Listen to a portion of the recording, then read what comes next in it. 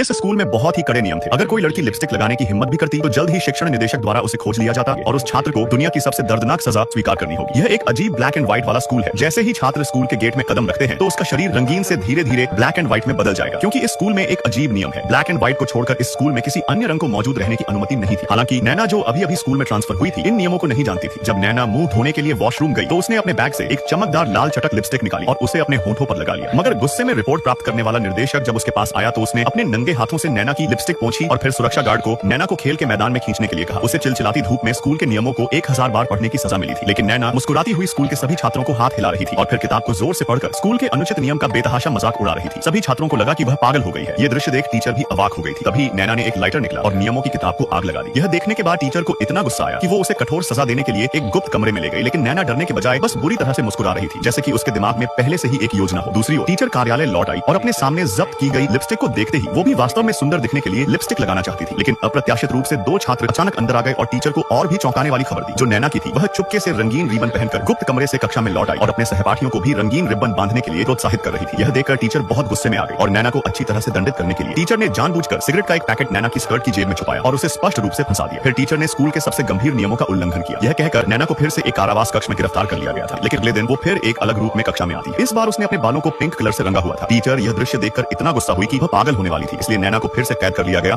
और सजा को शारीरिक यातना तक बढ़ा दिया। टीचर ने नैना की जीभ से गहने निकालने के लिए पिलास से जीभ को कसकर जकड़ा और सीधे जीभ को ही उखाड़ दिया, यह सोचकर कि अब वो दोबारा नियम नहीं तोड़ेगी। लेकिन वह नहीं जानती थी कि स्कूल में एक बहुत बड़ा संकट आ रहा है। सजा मिलने के बाद नैना को सैकड़ों गोपनीय स्कूल के दस्तावेज मिलते हैं। यह स्कूल के टीचरों द्वारा भ्रष्टाचार और रिश्वतखोरी के सबूतों से भरा था। टीचर इन दस्तावेजों को छीनने के लिए आगे बढ़ी और नैना को 100 मीटर ऊंची इमारत से नीचे धकेल दिया, मगर उसके साथ सारे गोपनीय दस्तावेज भी नीचे गिर गए थे। और जब छात्रों ने स्कूल शिक्षक द्वारा भ्रष्टाचार के सबूतों को देखा और फिर पेट में छेद किए गए नैना को देखकर छात्रों को गुस्सा दिला दिया। उन्होंने शिक्षण निदेशक को सबक सिखाने के लिए मिलकर काम किया और दंगा तेजी से फैल गया था। प्रत्येक शिक्षक में छात्र अपनी लंबे समय से दबी हुई भावनाओं को अपने दिल से बाहर निकाल रहे थे। जीवन और मृत्यु के इस नाजुक मोड़ पर तभी प्रिंसिपल हाथ में हथियार लेकर वहां आते हैं और कहते हैं कि अगर छात्र अभी अपने हथियार डाल देंगे तो वह उनकी अतीत की गई गलतियों को भूल जाएंगे। छात्रों ने एक एक करके अपनी लाठियां फेंक दी, मगर कुछ छात्रों ने हार मानने से इनकार कर दिया था। वे सभी पकड़े जाते हैं और प्रिंसिपल ने सारा दोष नैना की दोस्त और उसके सहपाठियों पर डाल दिया था। यूरी और बाकी बच्चे प्रिंसिपल से पूरी तरह सहमत हो गए और जब प्रिंसिपल ने चाकू निकाला तभी अचानक व्यायामशाला में रोशनी बुझने लगी थी, जिसके अगले पल ही मृत नैना फिर से प्रकट। और इस बार वो एक से अधिक थी। जिसने टीचरों को डरा दिया वह भागना चाहते थे, लेकिन हरे रिबन वाली नैना ने उन्हें बंद कर दिया था। तभी प्रिंसिपल पिस्तौल उठाकर नैना को धमकी देते हैं। उसके हाथ में एक हथियार था, इसलिए उसके पीछे की लड़की और सहपाठियों ने लाइव प्रसारण करने के लिए अपने मोबाइल फोन उठाए। प्रिंसिपल ने मुड़कर उन्हें बंद करने के लिए कहा, लेकिन छात्रों ने सभी ने अपने मोबाइल फोन निकाल लिए थे और इतने सारे शॉट्स के सामने प्रिंसिपल के पास कोई विकल्प नहीं था। उसी पल नैना के सहपाठियों ने पीछे से प्रिंसिपल को पकड़कर जमीन पर गिरा दिया था और यूरी को भी नैना ने पकड़ लिया और उसे बंद कर दिया। फ्लाइंग हाउस में घुसते ही प्रिंसिपल और बाकी टीचर्स को भी ताला लगा दिया था। फिर नैनो ने आखिरकार अपनी सच्ची सहपाठी जीन को स्कूल के गेट की चाबी सौंप दी और एक एक करके